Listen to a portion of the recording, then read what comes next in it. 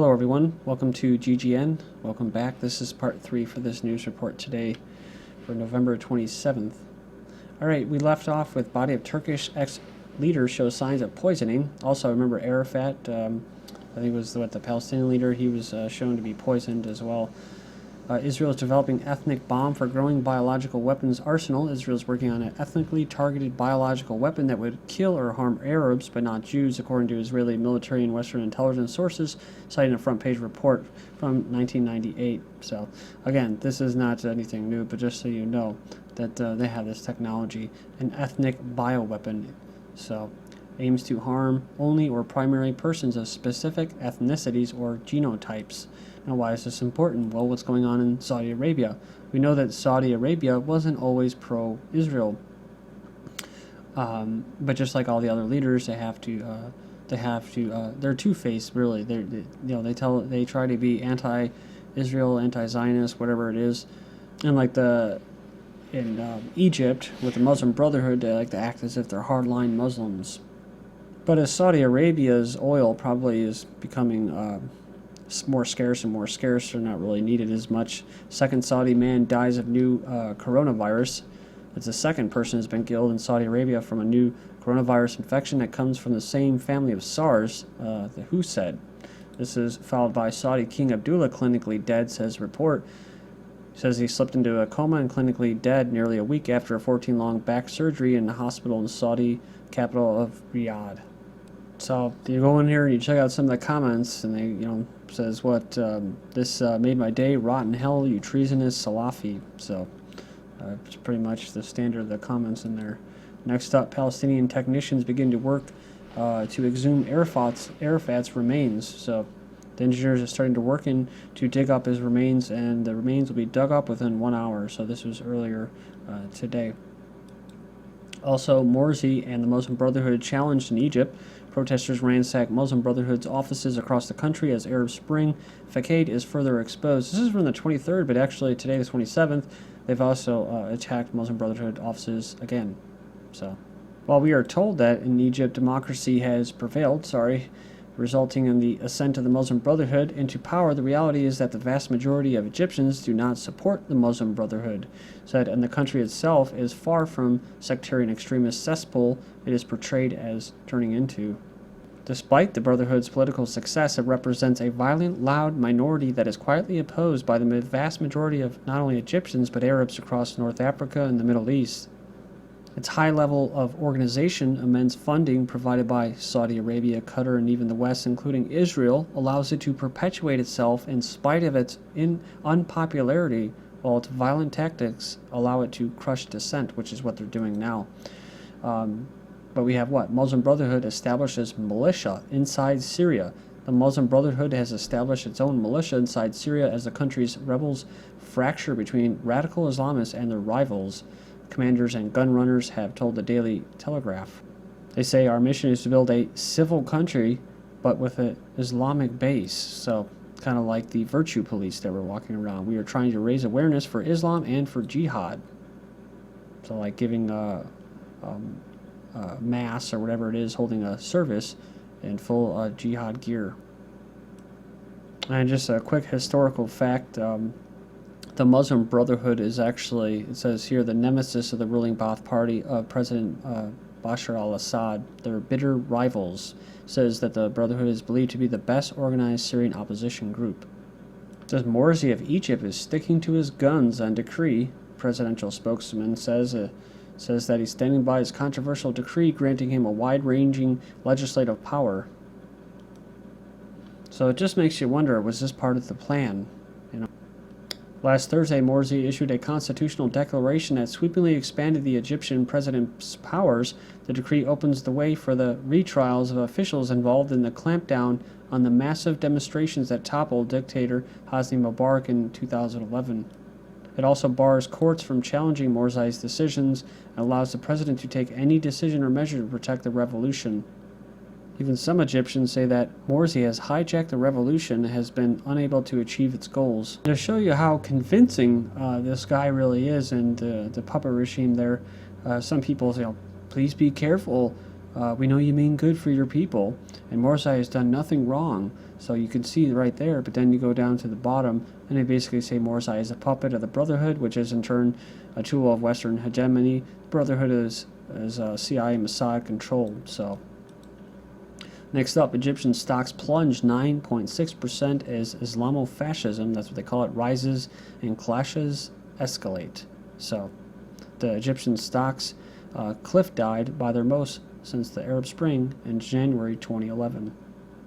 As a nation has replaced military fascism with the so-called Islamofascism. It's interesting to note that perhaps just as worrisome as the social unrest is the fact that Egypt's stock exchange director fears, quote, Egypt announces bankruptcy within 3 months. So in the case of the continuing of the current situation. So remember all that money they just got, was that for funding them to clamp down? All those powers that were given to them, they knew that this was going to happen, that the people are going to figure out this guy is a puppet.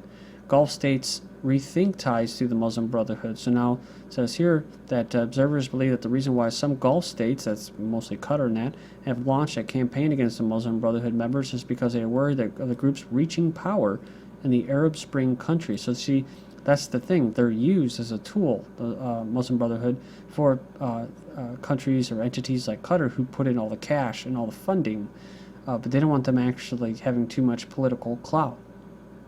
So this is the thing. Is that what's going on in Egypt?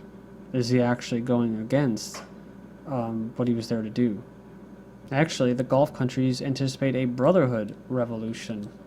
Next up, Brzezinski to the U.S. says, stop following Israel on Iran like a stupid mule. So I don't honestly know if this guy is just, when he makes these comments like this, if he's speaking on behalf of himself as a sovereign individual, or if he's just trying to build up credibility. But the leading U.S. strategist, Zbigniew Brzezinski, unofficial dean of the Realist School of American Foreign Policy Experts, has drawn an unflattering picture of the U.S.-Israeli relations. So he actually said that I don't think there's an implicit obligation for the U.S. to follow like a stupid mule, whatever the Israelis do. If they decide to start a war simply on the assumption that we'll automatically be drawn into it, I think it is the obligation of friendship to say, you're not going to be making decisions for us. So it says, I think the U.S. has a right to have its own national security policy. It says, is the stupid American mule described by Brzezinski finally waking up? Or to use the Anatoly Lieven's animal metaphor, is the dog finally noticing that this is not the case of the tail wagging the dog, but of the tail wagging the unfortunate dog around the room and banging its head against the ceiling? So you can go in there and check out some of this stuff down here, talking about the post-9/11 era has witnessed a rash of unbelievably arrogant Israeli actions, including Netanyahu's reaction to 9/11. He triumphantly chortled that 9/11 was very good, then hastily added that he meant it was very good for Israel. This Ariel Sharon's reaction to 9/11, we Jews control America and the Americans know it.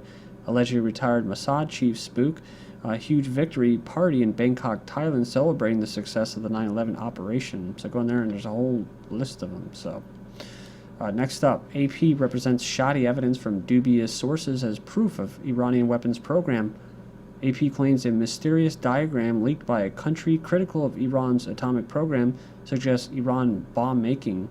So it says an AP report by a journalist with a reputation for speculative and misleading coverage of Iran's nuclear program claims that a shoddy Iranian diagram leaked by a country, whatever critical, suggests that Iran is working on a nuclear weapon. So again, more crap. Something interesting I saw on my YouTube subscription feed is what Alex Jones says. Iran wants to wipe Israel off the map. I watched it, I couldn't believe it, but he's pretty slick at is laying down what he thinks and stuff like that. As far as Israel and the Zionists go, like that, never really mentions them too much, but he did pretty much say it. So even alternative news, he's leading them by the nose down that direction, and even into the revolution, which I've warned people about. Be careful about that whole revolution thing that they're pushing, InfoWars and all that, and some other people, and even the mainstream media as far as secession. New satellite images suggest North Korea missile activity. North Koreans are coming at you again. Iran and Hezbollah, key players in Gaza victory? Interesting, huh? thought that was interesting that they kept talking about Iran was a big winner for Gaza. Gazans say thank you Iran for providing missiles. Billboards on 3 roads in Gaza featuring depictions of these missiles fired at Israel express gratitude to Iran. So that's probably actually paid by Qatar to divert the attention from who actually was behind it. Qatar's emir visits Gaza pledging 400 million clams to Hamas. That's right, from October 23rd. So it's always about diverting attention away from you into somebody else. Group sues U.S. Clinton for funding terror. Now, I thought this was a joke at first, like an Onion story, but it says that this lawsuit on behalf of Americans living in Israel over alleged funding of Palestinian terror in the West Bank, Gaza. So, wow, isn't that interesting? I guess you can say that they support terrorism in Syria, they support terrorism in Libya, they support terrorism in Iran. They just took them off the terrorist list, which means that they're supporting terrorism, in other words. Also, they support the terrorist state of Israel. So, U.S., we initiate terrorism to create terrorists to overthrow governments. Again, so Pentagon admitted a strategy to do what? The U.S. conducts acts of terrorism in nations they want to control. The U.S. continues terrorism to provoke an act of reprisal. Now, of course, you can apply this to Israel, right? So they can control U.S. The U.S. labels the reprisal terrorism to justify covert and overt military operations to overthrow targeted governments. Therefore, the U.S. caused the war on terror as a policy choice. 9/11 was pretense and not the cause. So that's why I don't like when people say it was an inside job. It wasn't necessarily an inside job. It was an attack from a foreign country, Israel. Israeli military's Twitter warrior forced to retreat after Obama-style blackface jokes. So one of the main things I noticed was that Americans and people in the comment board say, oh, it's not a big deal. It's not a big deal, right? They play it down, right? So, but if it was a white guy in America that did this, God forbid, he would never hear the end of it from the ACLU and Anti-Defamation League. But, you know, if a Jew from Israel does this, well, it's okay. I just find it kind of funny because, you know, that not only is Obama, you know, lighter than Mexicans, some Mexicans and Asians, and that he's, you know, half white himself, but that, you know, Obama was all about Israel defending themselves. So, I mean, he was all about Israel attacking after they assassinated a Hamas leader to kill any kind of peace brokering. Also, Kim Jong-un, Chinese news site, falls for the Onion's sexiest man alive. So, I've mentioned this many times before. I hate the Onion. I don't like them. I just despise them because they trick people who aren't aware that they exist, right? I don't care about the Onion if it's just some kind of crap entertainment infotainment. It's a waste of time. And, you know, they call it satirical. I call it stupid and offensive, right?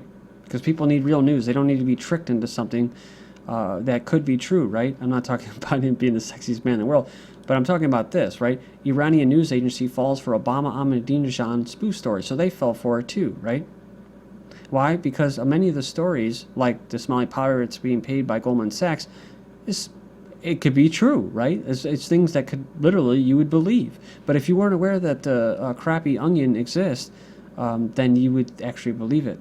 So then they can say, oh, that's just an Onion story, and you just fell for it. Oh, you're so stupid. That doesn't exist. That'll never exist, right? So it's almost like it's a psyop run from the CIA or something. And look at this. Dutch TV spoofs Netanyahu's speech about targeting Gaza civilians. So again, more psyops going on here. Satirical video shows Prime Minister bragging to Hillary Clinton about killing innocents. Saying, what? We are trying to maximize the number of civilian casualties. We prefer that. So it's a big joke, right? Never would happen. Why do they? Because they believe this shit. And pardon my French, but they do. They really do believe this. They want to kill. It says, likening Palestinians to blades of grass. Israeli hardliners joke about the periodic need to decimate each new generations of Palestinian militants as mowing the grass, a process underway again in new bombardments of Gaza. The ugly metaphor has also penetrated the think tank world, the official Washington, as ex-CIA analyst Elizabeth Murray learned. In other words, because, it's a spoof, right? That they wanted to kill innocent civilians, that it's not true. Well, they do, right? It's unfortunate, but every once in a while you have to mow the lawn. Remember I said before that they're willing to keep, a week ago, Israel's willing to keep the war going, and they're willing to just decimate them. They're willing to just kill and spill blood until they capitulate. Remember that? Israel's attacks on Gaza brought Bibi and Obama closer. Well, I guess I'll bust into a fourth video today. Didn't plan it, but either way, thank you.